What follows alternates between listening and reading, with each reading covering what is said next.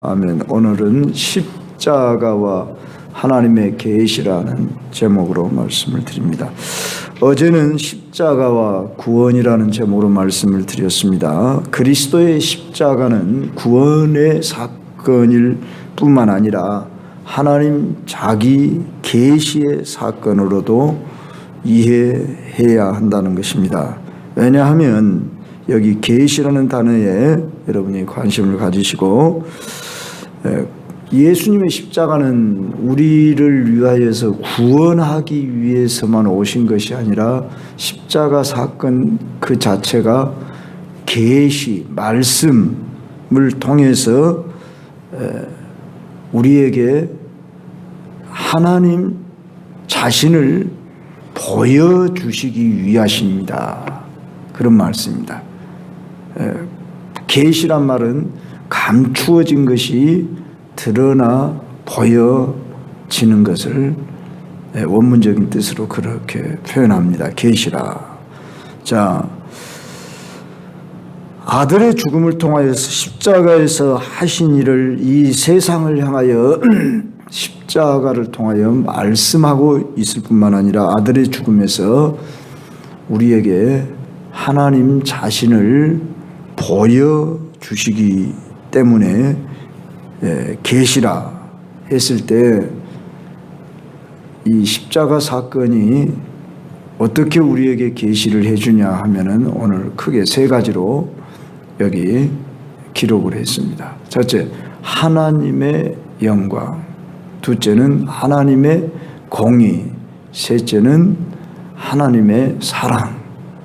그래서 첫째로 하나님의 영광이라.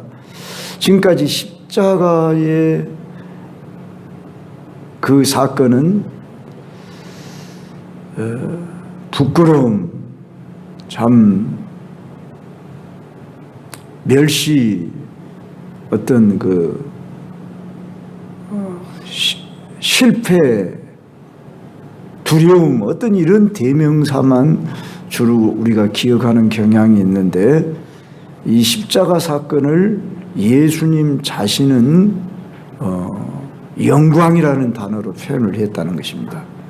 오늘 본문을 비롯해서 몇 군데에 나타나는데, 예수님이 이 세상에 육신을 입고 오심을 성육신 그렇게 말하는데, 이 성육신이 예수님의 낮아지심잖아요. 하나님의 낮아지심을 아들을 통해서 나타내 보이시는데, 이것을 가르쳐 영광이라는 단어로 말씀을 하고 있어요. 말씀이 육신이 되어 우리 가운데 거하시면 우리가 그 영광을 보니, 아버지의 영광이요, 아버지의 독생자의 영광이요. 예수님이 육신을 입고 이 세상에 왔는데 그것을 영광이라는 단어로 표현하고 있다는 것입니다. 그런데 그 영광의 절정이 어디에서 나타나냐 그러면 십자가에서 죽음으로써 영광으로 나타난다고 계시하신다는 것입니다. 그래서 예수님은 자신의 죽음을 가리켜서 요한복음 12장 32절에 보면은 땅에서 내가 들렸다 이런 표현을 해요. 승귀한 모습으로 표현을 하고 있다는 것입니다. 자신의 임박한 죽음을 가리켜 우리가 오늘 본문 읽었던 것처럼 인자가 영광을 얻을 때가 왔도다 그렇게 말씀했어요. 예.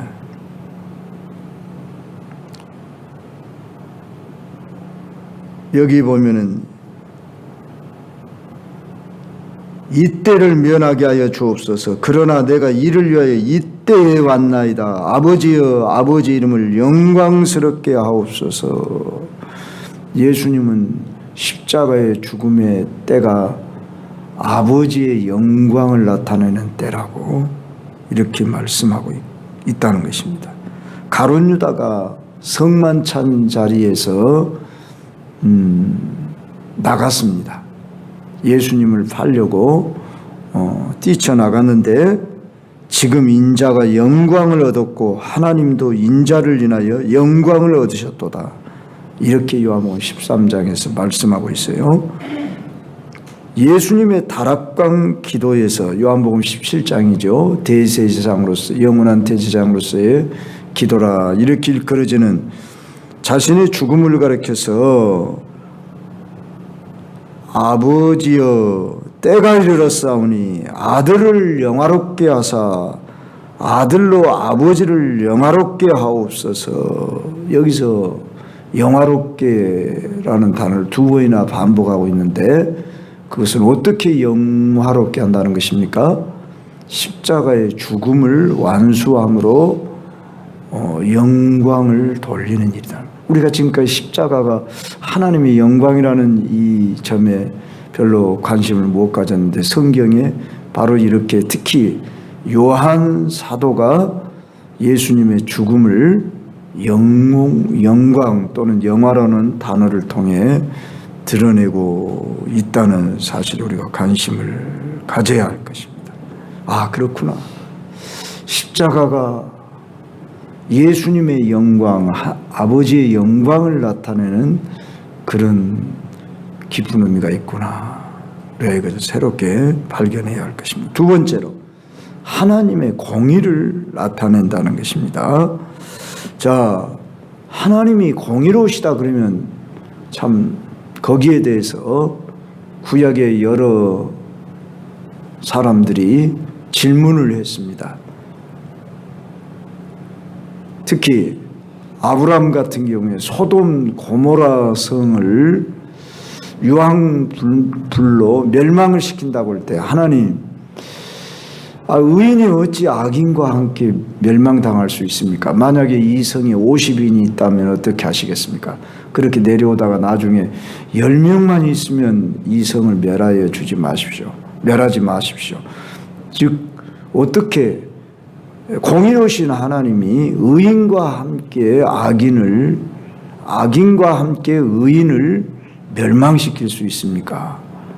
욥도 계속해서 질문한 것이 나에게서 죄를 못 찾겠다고 했다가 나중에서 이제 깨달았지만 그 친구들이 계속 그를 고소고발해야 될 때에 하나님 어찌 의인을 심판할 수 있으십니까? 이런 질문들, 특히 시편 73편의 아삽의 질문 속에서 그런 질문을 했고, 물론 하박국도 그런 질문을 했고, 우리가 살고 있는 이 세상이 불의하고 참 이해할 수 없는 헤게모니들이 많은데 어찌 하나님은 가만히 보고만 계십니까? 어찌 의인을 악인과 함께, 아니 의인이 도리어 악인보다 더 고난을 당하는 이 현실에 대해서 이해할 수 없다고 구약의 여러 사람들이 질문했고, 오늘 현대를 살아가는 사람들 역시 그런 질문들을 의문을 품을 것입니다. 그걸 모순이라 그러죠. 자, 그랬을 때에 성경은 뭐라고 대답하냐는 것입니다. 최후의 심판 때까지 그들에게도 회개할 기회를 주고 길이 참으시는 하나님의 그 풍성함을 멸시하지 말라. 로마서 2장 4절에 보면 혹 네가 하나님의 인자하심이 너를 인도하여 회개하게 하심을 알지 못하여 그의 인자하심과 용납하심과 길이 참으심이 풍성함을 멸시하느냐, 이렇게 하나님이 말씀하셨다는 것입니다. 또 베드로후서 3장 3절 9절도 참조해 보시고요. 거기 보면은 이해할 수 없는 이 세상에 악한 일들, 부조리한 일들이 일어나잖아요. 그런데 왜 하나님 공의로우시다면서 하나님 침묵만 하고 계시고 심판을 하지 않으십니까? 그랬을 때 구약시대의 죄가 처벌되지 않고 용서되지도 않고 그대로 누적된 이유는 무엇이다 말입니까? 그럴 때 히브리서 10장 4절에 보면 이렇게 말씀합니다. 첫 언약 때 범한 죄를 속하려고 예수님이 십자가에 죽으셨다. 첫 언약이란 아담이 범죄한 옛 언약을 말하는 거예요. 그러니까 예수님이 십자가의 죽음으로 새 언약을 맺으셨잖아요. 옛 언약을 폐하시고 새 언약을 맺으셨다 하셨죠. 그랬을 때 바로 십자가에서의 흘린 피로 구약시대의 백성들에게 주어진 모든 죄악들을 이제 사하시는 그 길을 마련해 주신 것으로 말씀하고 있습니다. 그리고 하나님의 공의라고 하면은 공의대로 심판하는 것이 마땅하지요. 그래서 예수님이 재림하시는 목적이 공의롭게 심판하시기 위해서 오신다. 이렇게 말씀하시고 있습니다. 그러니까 예수님의 재림이 반드시 있어야 하는 것은 하나님이 공의를 나타내시기 위하심이라는 것입니다. 그런데 우리들이 하나님 앞에서 공의로 우리 자신을 오늘날 심판하시면 우리 역시 심판받을 수밖에 없지요. 그런데 로마서 3장 25절로 26절에 이는 하나님이 길이 참으시는 중에 전에 지은 죄를 간과하심으로 자기의 의로움을 나타내려 하심이니 곧 이때 자기의 의로움을 나타내사 자기도 의로우시며 또한 예수 믿는 자를 의롭다 하려 하심이라. 그러니까 하나님이 공의로우시다는 것을 무엇으로 계시하시느냐 그러면 십자가 사건을 통해서 하나님 자신도 의로우시고 예수님을 믿는 사람도 의롭다 하게 하시려고 십자가에서 예수님을 매달으시고 그 모든 하나님의 공의를 만족시키셨다 그 말입니다. 이 공의를 만족했다는 말씀은 이미 앞에서도 자주 말씀했거니와 율법을 만족시켰다 그런 의미도 있습니다. 그러니까 하나님의 공의는 율법 속에 나타나는데 그 율법의 모든 것을 다 이루셨다 하신 분이 누구세요? 예수님이셔요. 그래서 예수님이 율법을 이루시기 위해서 우리가 이루지 못한 율법을 다 이루셨기 때문에 하나님의 공의를 만족시키셨고 곧 하나님도 의로우시고 그를 믿는 우리도 의롭다. 믿음으로써 하나님이 우리를 의롭다 하시려고 어디에서? 십자가에서 하나님의 공의를 나타내셨다. 놀랍고 감사한 은혜가 아닐 수가 없습니다. 그리고 세 번째로 하나님의 그 계시는 사랑으로 나타나신다는 것입니다. 어떤 학자는 이런 말을 했습니다. 그리스도와 그의 십자가가 없었다면 세상은 무엇이 참된 사랑인지 결코 알지 못했을 것이라. 인간적인 사랑은 어땠을까요? 하나님의 사랑을 모방하는 정도고 또한 많은 경우에 이기적인 사랑도 있고 그러죠. 자기 자신을 위한 사랑이 더 많고 물론 본능적인 사랑도 있고 물론 이타적인 사랑도 있지만 그 모든 것은 하나님의 사랑에 비하면 모조품에 지나지 않는 것이라. 물론 이것을 부인할 사람들도 있을는지 모르겠죠. 그러나 자기에게서 난 사랑은 하나님의 그 크신 사랑에 비하면 뭐라 할까요? 하나의 실제 열매라기보다는 어떤 추리와 같은 그런 모양이 아닐까 싶습니다.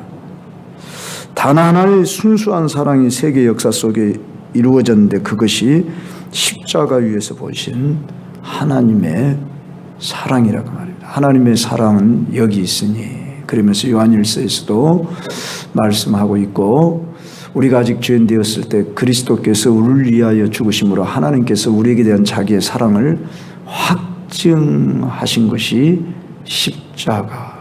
그래서 모든 사랑은 십자가를 중심에서 사랑이 흘러간다 하는 것입니다. 하나님은 우리를 위하여 그의 아들을 이 세상에 보내주셨습니다. 우리가 잘 아는 요한복음 3장 16절 하나님이 세상을 이처럼 사랑하사 독생자를 주셨으니 이 말씀 한마디 속에서 우리는 하나님의 사랑을 바로 아들을 주심으로 하나님이 사랑이라고 하는 것을 나타내셨다는 겁니다.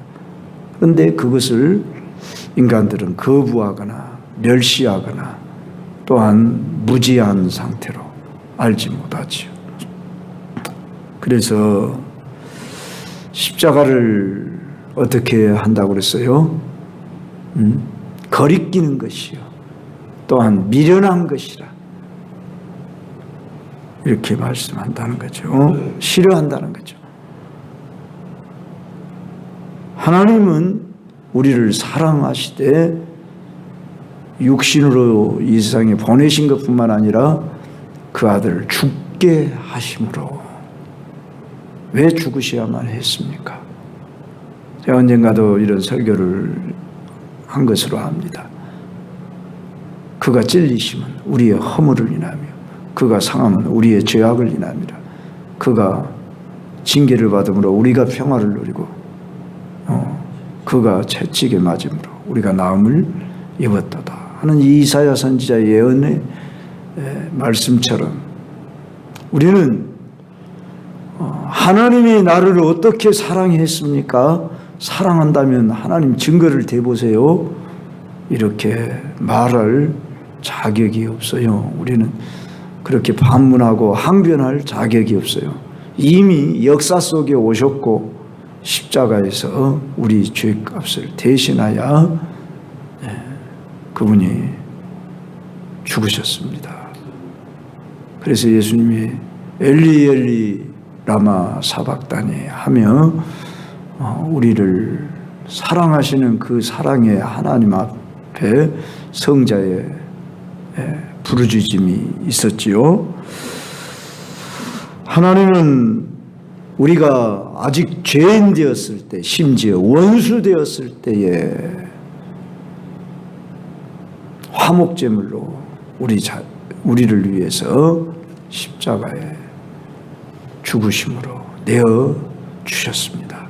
그래서 십자가, 여기에는 하나님의 계시가 크게 세 가지로 나타나는데 하나님 자기의 영광, 예수 그리스도의 영광을 드러내는 것이요, 하나님의 공의를 나타내는 것이요, 하나님의 사랑을 우리에게 증거하는 것입니다. 오늘 또 십자가 내가 처음 볼 때 나의 마음 큰 고통 사라져. 이런 고백이 우리 속에서부터 우러나올 수 있는 그러한 은혜를 사모합시다.